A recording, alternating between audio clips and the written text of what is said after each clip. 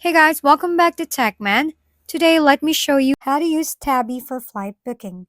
Booking flights just got easier with Tabby. You can use your website or mobile app, whichever suits you best. First, choose your flight type, round trip, one way, or multi city. Enter your departure and destination points, travel dates, number of passengers, and ticket preferences. Then click search to find flights tailored to your needs. What makes Tabby special is that it lets you split your flight costs into four interest free payments over 3 months. As a leading buy now, pay later provider, Tabby helps you book instantly with no hidden fees, as long as payments are on time.